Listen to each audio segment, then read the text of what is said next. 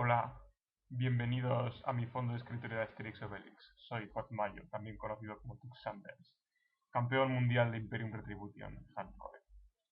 Sin embargo, hoy voy a hablar de otro juego. No es ni siquiera un juego de ordenador, sino un juego...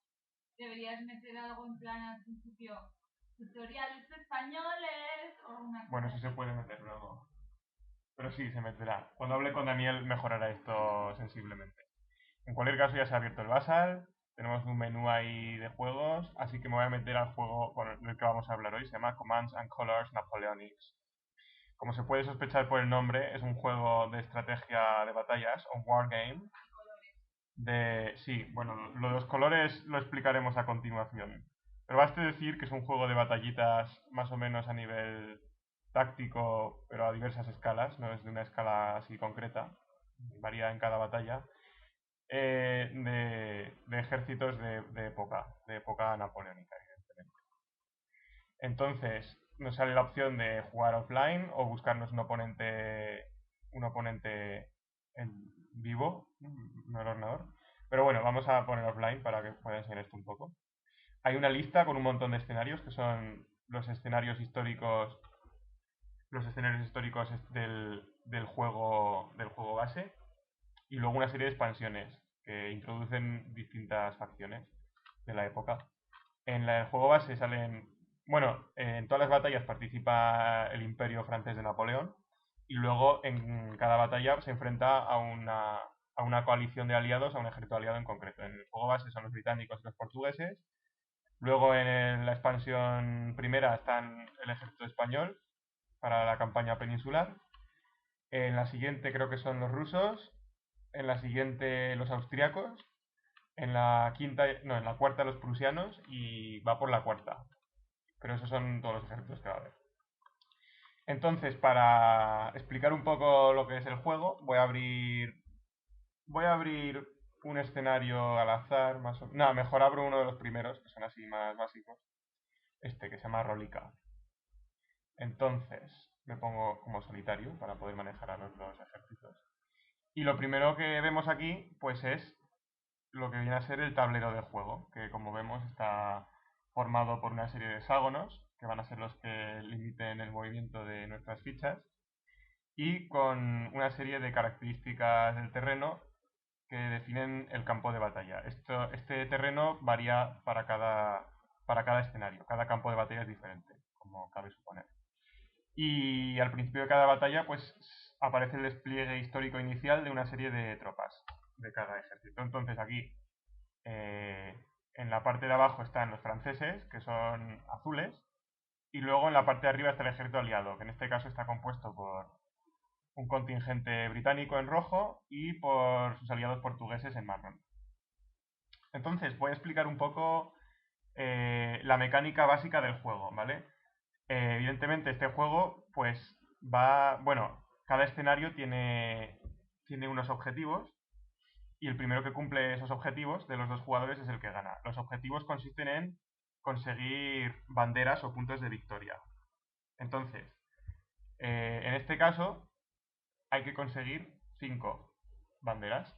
Se consigue una bandera eliminando una unidad enemiga completa o cumpliendo determinadas condiciones del juego, que normalmente son de tomar y conservar una posición concreta, relevante. Aquí, por ejemplo, en este escenario, si nos fijamos, estos dos montículos están rodeados de rojo porque una de las condiciones de victoria para que ganen los aliados es que si mantienen cualquiera de estas dos posiciones consiguen un punto de victoria. Entonces, dicho eso, vamos a ver cómo combaten las unidades. En este juego no tienes un control directo sobre las unidades, sino que el que tú puedas operar con ellas, mover, disparar y luchar cuerpo a cuerpo, va a depender de una serie de cartas que tienes en tu mano, ¿vale? Eh, en cada escenario está descrito cuántas cartas tiene cada jugador. En este caso, por ejemplo, los franceses tendrían 5 cartas y los británicos, que tienen un sistema de mando mejor y un general más competente, el Wellington, pues tienen 6 cartas. Cuantas más cartas mejor porque es más probable que tengas más opciones de controlar a todo el ejército, como voy a explicar ahora. Entonces, por ejemplo, he sacado esta carta al azar, que como podemos ver, indica que se pueden manejar a 2 unidades en el flanco derecho. Entonces, como vemos, el campo de batalla está dividido en 3 secciones: flanco izquierdo, centro y flanco derecho, separados por líneas de puntos. Y, por ejemplo, esta carta nos dice que podemos activar a 2 unidades en el flanco derecho, que en el caso de los británicos sería el flanco donde están los portugueses. Por ejemplo, podríamos activar a estos, a los cazadores, que son infantería ligera portuguesa, y a la caballería ligera, por ejemplo. Y moverlos y combatir con ellos de acuerdo con sus características. Entonces, dicho esto, bueno, una vez que hubieras combatido con estas unidades, el jugador en cuestión se descartaría de la carta que acaba de jugar y tomaría otra, de manera que su mano de cartas siempre mantiene el mismo tamaño. Porque te descartarías de una, jugarías con ella y al acabar tu turno tomarías otra carta y le cederías el turno al siguiente jugador, o sea, al otro jugador, a tu oponente, el cual haría lo mismo que has hecho tú y así pues se desarrolla el juego, se va vaciando la baraja, pero bueno, da igual porque hay algunas cartas que hacen que se vuelva a mezclar la pila de descartes. Entonces, realmente el juego prosigue hasta que uno de los bandos ha conseguido la victoria. Porque hay escenarios con condiciones especiales de muerte súbita o de que uno de los jugadores pueda ganar puntos de otras maneras.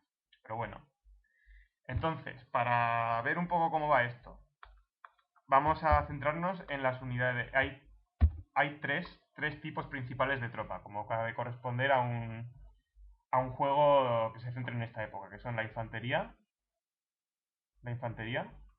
la artillería y la caballería. He arrastrado una unidad de cada tipo al centro del tablero para que se puedan ver bien. Voy a hacer un poco de zoom. No, mejor no, que se pone borroso. ¿Vale? Y entonces, cuando las unidades combaten, lo que hacen es, realmente tiran una serie de dados. Aquí veis el cubilete con los dados. Entonces, en este juego los dados son bastante curiosos porque en lugar de tener números, son dados de 6 caras, ¿vale? Pero en lugar de tener números del 1 al 6, como en muchos otros juegos de todo tipo, pues en este juego las caras de los dados tienen una serie de colores. Por eso, de ahí el nombre Commands and Colors, porque das órdenes con las cartas, los commands, y las batallas se resuelven tirando estos dados con código de colores.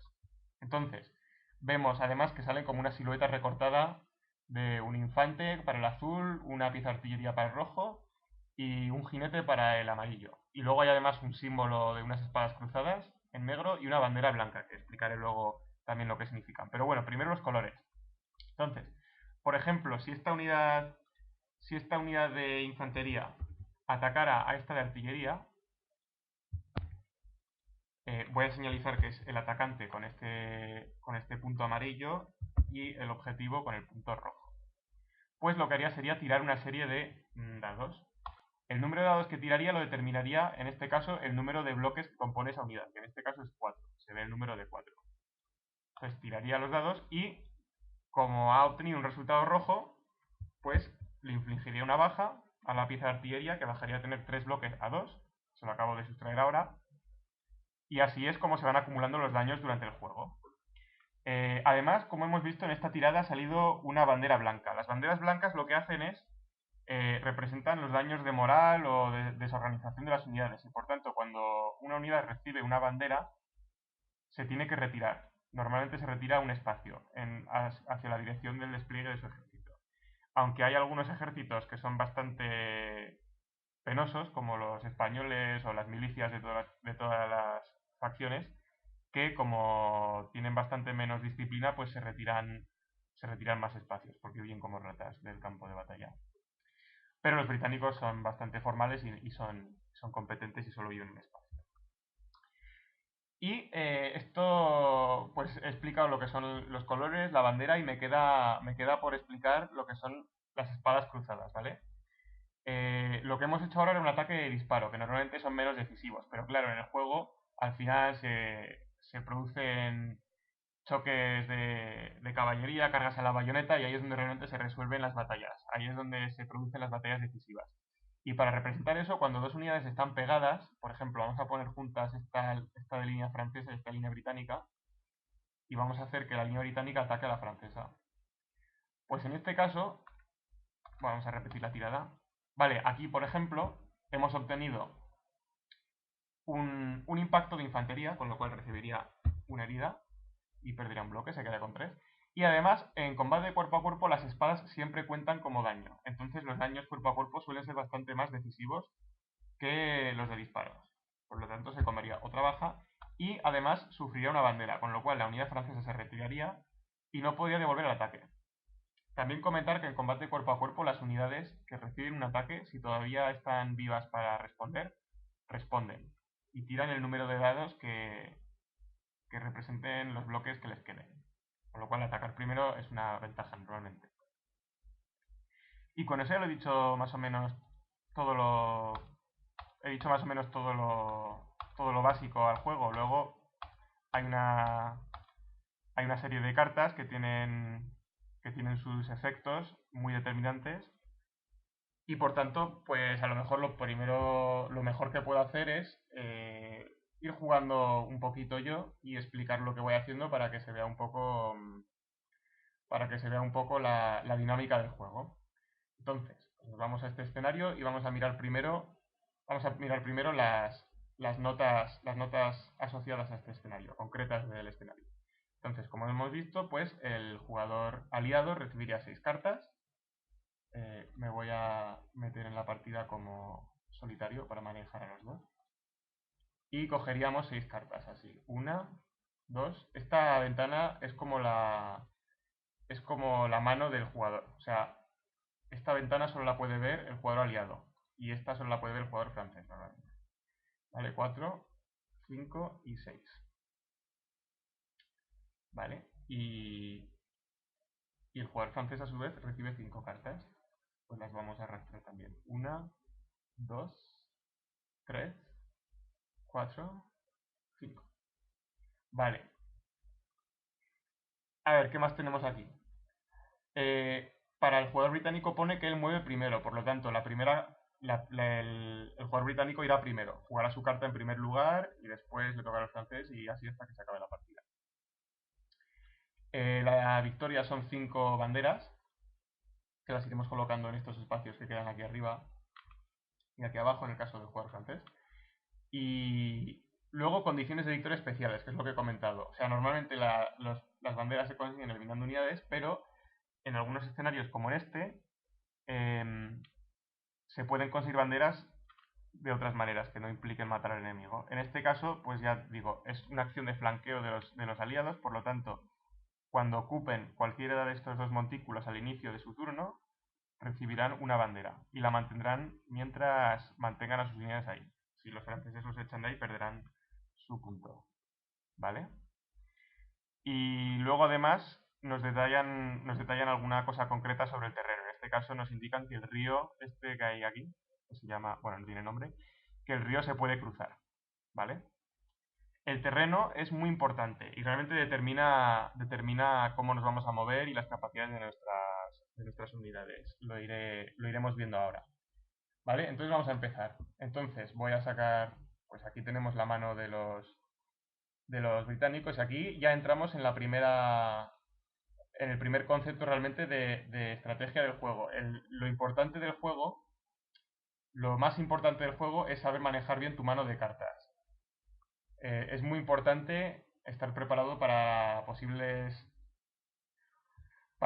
contingencias. Si te quedas sin cartas en un flanco, pues si el enemigo te ataca por ahí, no podrás responder. Entonces tienes que tener mucho cuidado con las cartas que juegas, en qué orden y ser un poco cauto con tus ataques, normalmente. ¿Vale? Entonces vamos a empezar, por ejemplo, jugando esta carta, que es bastante poderosa. Avance coordinado, que nos permite mover 2 unidades de centro y una en cada flanco. ¿Vale?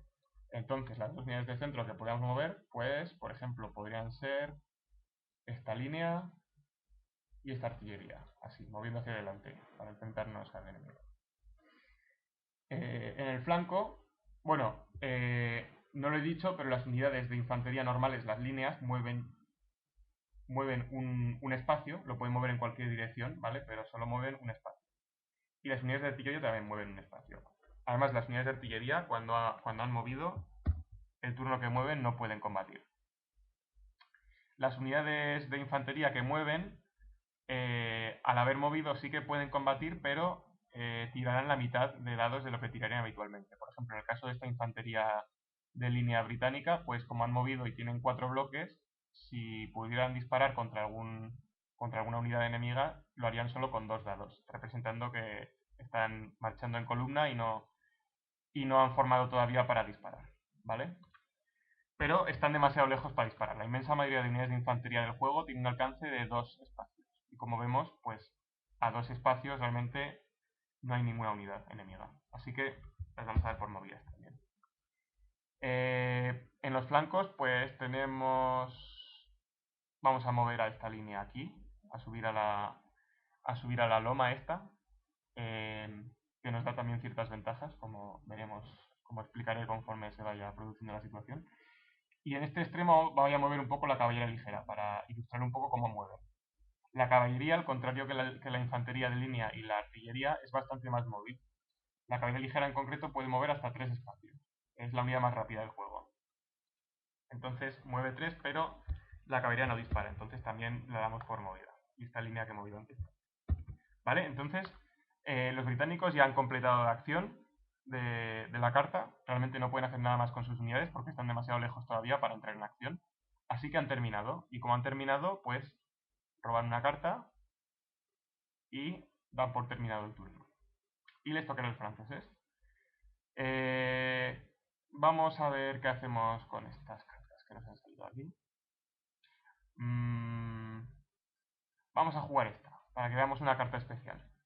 Elan, esta carta tiene bastante texto, pero voy a explicar un poco simplemente lo que hace. Tienes que tirar tantos dados como cartas tengas en tu mano, como cartas estén especificadas en las reglas del escenario, en este caso 5, y activarás unidades del tipo que vayan saliendo en los colores que tiras. Por ejemplo, aquí tiro, las espadas no cuentan, ¿vale?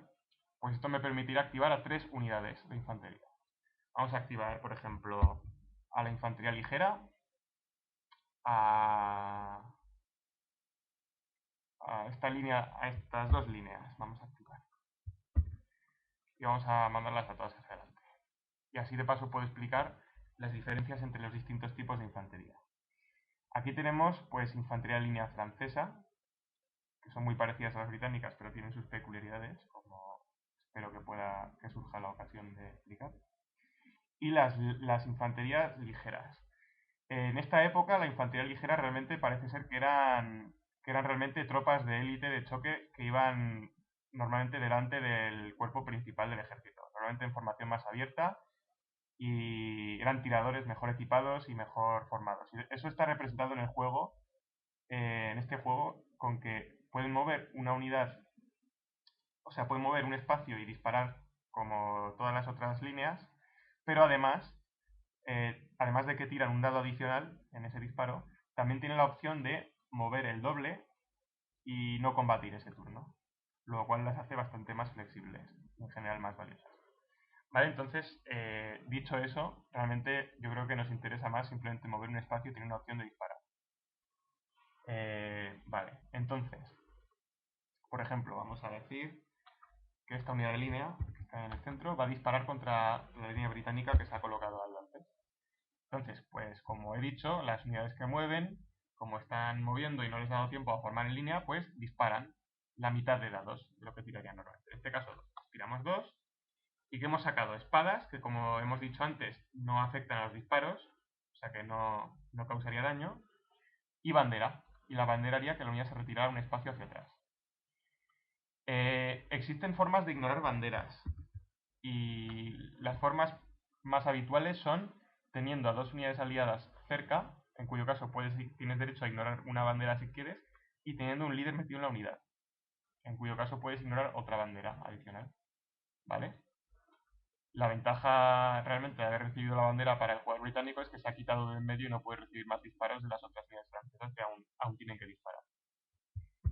Por lo tanto, estos van a disparar a la artillería, que todavía está a tiro, y lo mismo, tiran 2 porque han movido.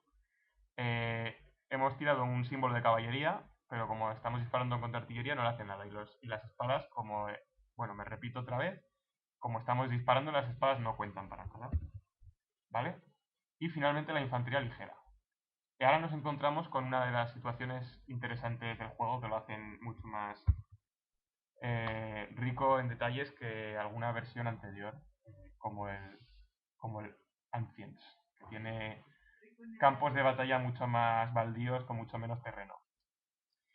Y es que esta unidad de ligera portuguesa que estamos intentando destruir se encuentra en un hexágono de bosque. Entonces, el hexágono de bosque le proporciona cierta cobertura y eso en el juego está representado por un malus o una disminución de un dado a los ataques que reciba la unidad. Con lo cual, esta ligera francesa que está atacando a la ligera portuguesa normalmente tendría la mitad de dados por haber movido, o sea 2, más 1 porque es ligera y las unidades ligeras tienen un bonificador de más 1 en los disparos, pero un menos 1 por el bosque. Entonces sería 2 más 1 menos 1. O sea que tiraría 2 dados en lugar de 3. Y los tiramos. Y tampoco hace ningún daño. Entonces... Uy, se me ha olvidado una cosa que hemos hecho mal. Bueno, ya no lo voy a deshacer, pero esta carta además te da un más 1 a todos los dados que tiras en esa ronda. Pero bueno, da igual. Y bueno, y además como he dicho antes, hay algunas cartas que hacen que vuelvas a mezclar toda la pila de cartas. Esta es una de ellas, o la única realmente. Pero bueno, así nos hemos hecho una idea de cómo van lo que vienen a ser los disparos, los modificadores del terreno. De la misma manera que hay modificador negativo a los disparos y al cuerpo a cuerpo cuando atacas contra unidades que se encuentran en un bosque, cuando te encuentras en una de estas, en una loma, en un montículo de estos, cuando te atacan hacia arriba, pues también el atacante que ataca cuesta arriba tiene un bonificador negativo. En cambio, las unidades de infantería que atacan cuesta abajo no tienen ese bonificador. Entonces, normalmente colocarte en las alturas te da ventaja. ¿Vale? De todos modos, el francés habría terminado su turno, entonces vuelve a mezclar la pila de descartes, como dice la carta, y tomaría otra. Y vamos a mover un poquito más, ya daré por concluido este tutorial de introducción al juego.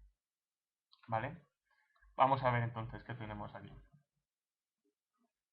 Vale, vamos a jugar esta.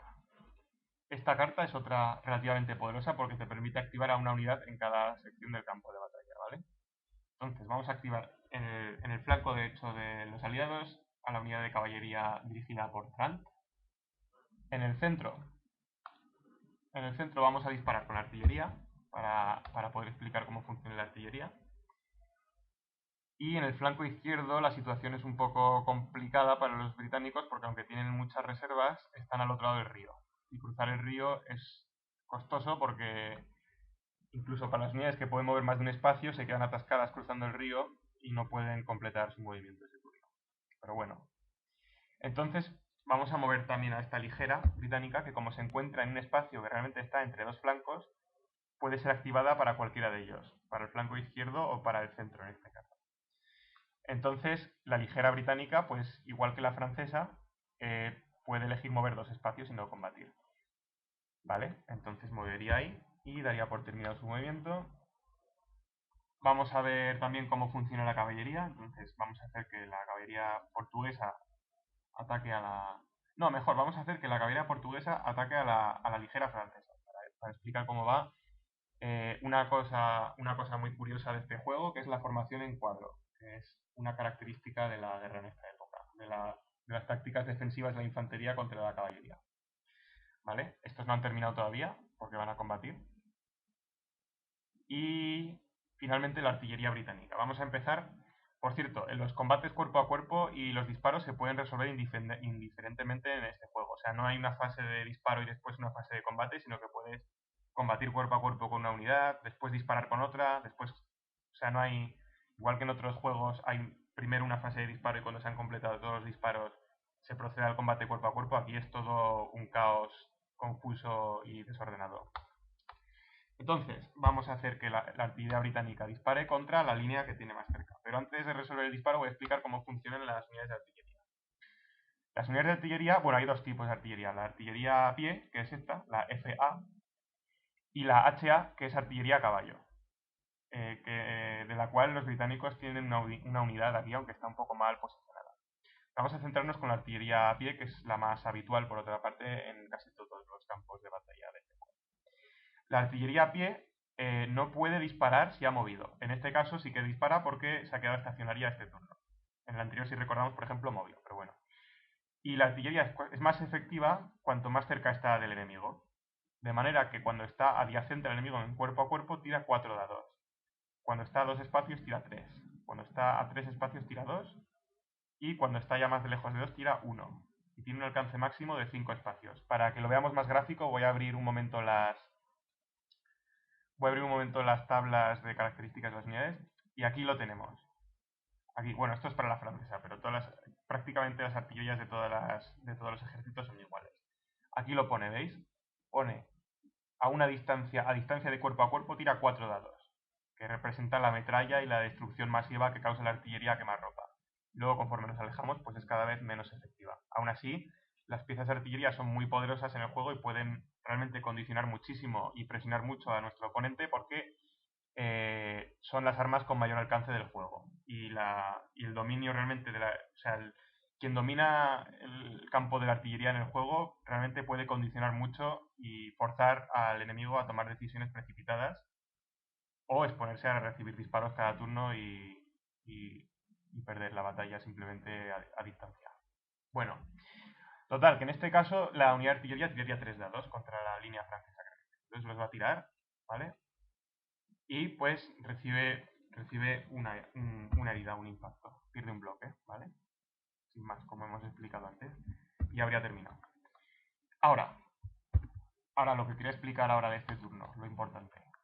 La caballería ligera portuguesa de Trant va a atacar cuerpo a cuerpo a la ligera francesa. Normalmente, como hemos explicado, pues tiraría tantos dados como bloques tiene la unidad, que en este caso sean 3 dados. Ahora, la caballería puede ser muy devastadora cuerpo a cuerpo, porque sobre todo contra unidades de infantería aisladas, porque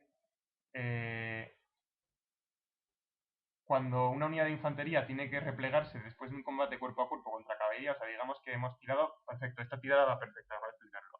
Hemos tirado los 3 dados y la unidad ligera francesa ha sufrido un impacto y se ha comido 2 banderas.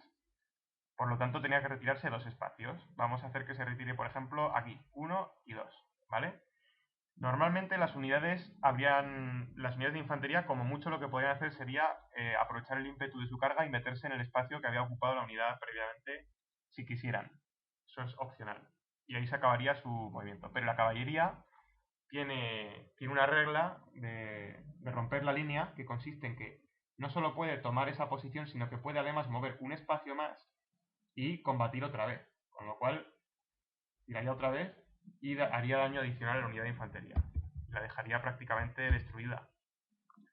Entonces, como vemos, las cargas de caballería pueden ser muy devastadoras, sobre todo cuando se hacen usando las cartas correctas que dan bonificadores de dados de ataque a la caballería.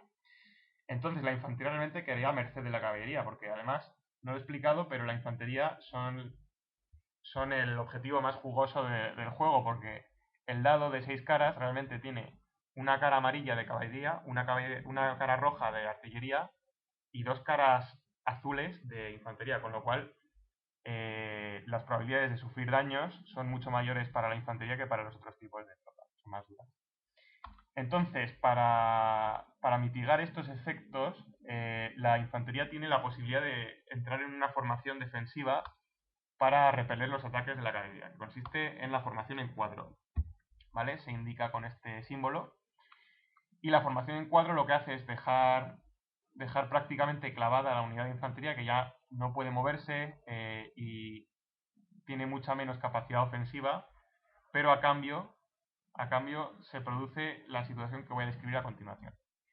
Normalmente, cuando una unidad ataca, la unidad atacante va primero, pero cuando una unidad de infantería entra en cuadro, se hace lo siguiente. Lo primero, el ejército que se ha visto obligado a formar en cuadro pierde una carta al azar, ¿vale? Y esa carta no la podrá usar otra vez hasta que su unidad vuelva a salir de la formación.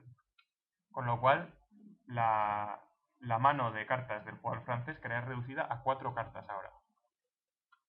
Así que realmente solo formamos encuadro cuando no tenemos otra opción, porque perder cartas es algo bastante negativo, porque cuantas más cartas perdemos, menos posibilidades tenemos de tener las cartas que necesitamos para mover a nuestras unidades y eventualmente, si el enemigo nos obliga a formar demasiados cuadros, quedamos completamente a merced del ejército enemigo.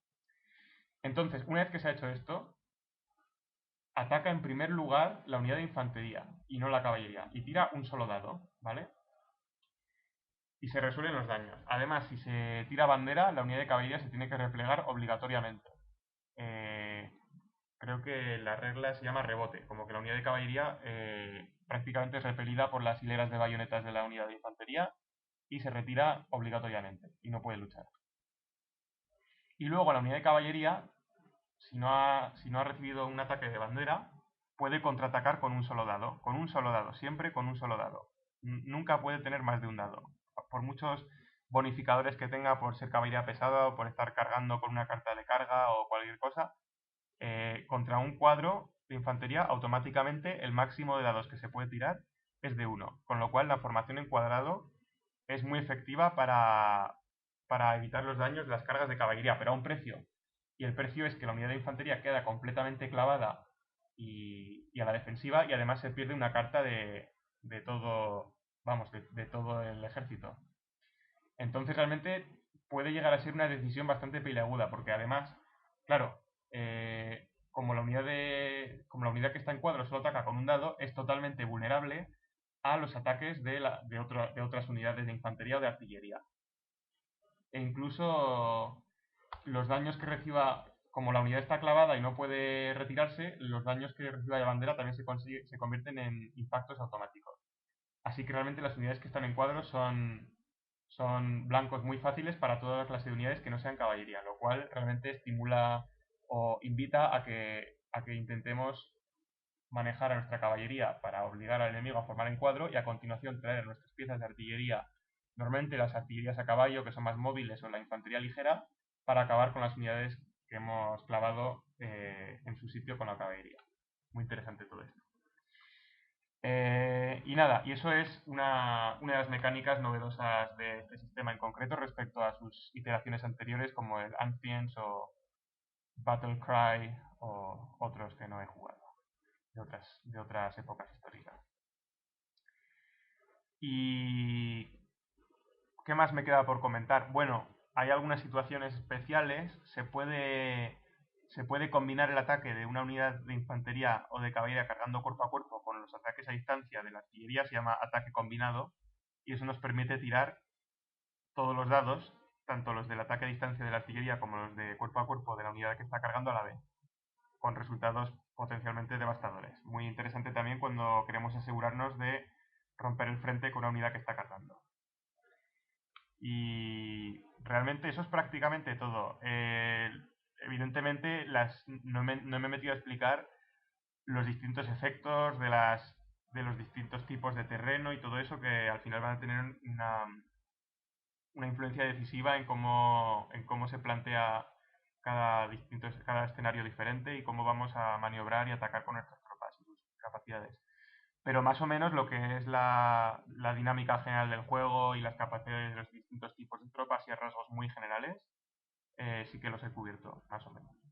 Y luego, finalmente, decir que cada ejército del juego Mira, voy a hacer una cosa. Voy a suprimir a todos los participantes de esta batalla y simplemente voy a sacar una unidad de línea de cada ejército para que veamos toda la variedad que hay. Tenemos a los franceses, que suelen ser los oponentes en todos los escenarios, los británicos, que son del juego base, los portugueses también, los españoles, que son los de la primera expansión y el ejército más lamentable de todos, duele decirlo un poquito, los rusos, que tienen unas cuantas cosas interesantes. Por ejemplo, vemos que las unidades de línea rusas solo tienen 3 bloques y no los 4 del resto de ejércitos. Los austriacos, que tienen un bloque más en lugar de un bloque menos. Los prusianos, y ya está. Luego hay, pues claro, cada facción tiene también distintos tipos de infantería y distintos tipos de tropa de todo tipo. Por ejemplo, vamos a hablar un poco de cada una y ya doy por concluido esto. Los franceses tienen un bonificador cuando cargan cuerpo a cuerpo contra otra infantería, representando sus tácticas agresivas y la disciplinada formación de la infantería francesa de esta época, que eran realmente la mejor del mundo. Los británicos, característicamente formando en línea y disparando oleada tras oleada de fuego de mosquete antes de replegarse hacia la siguiente línea, pues para representar esto, cuando se quedan disparando de forma estática, disparando a distancia, disparan con un dado más. Así que sus disparos, sus descargas de fusilería son especialmente devastadoras. Los portugueses no tienen ninguna característica especial, más que cuando mueven y disparan, redondean hacia abajo en lugar de hacia arriba. O sea que son un poco peores que las unidades británicas o francesas, pero son decentes más o menos. Los españoles, que son todo negativo, se retiran dos banderas, o sea, dos espacios por bandera en lugar de uno, porque son menos disciplinados. Cuando mueven y cargan tienen un dado menos, en fin, son bastante malos. Los rusos, que eran conocidos en esta época por su disciplina férrea y pueden ignorar por tanto una bandera gratuitamente. Los austriacos, que son, bueno, mejor no me meto a explicar porque es un poco complejillo lo de los austriacos, pero son un ejército bastante interesante de manejar. Y los prusianos, pues voy a decir lo mismo que los austriacos. Son las dos expansiones más recientes, muy interesantes, pero ya cada uno si le interesa el juego ya se meterá. Y ya está, voy a dar por concluido este tutorial y a lo mejor lo subo a YouTube o algo. Hala, adiós.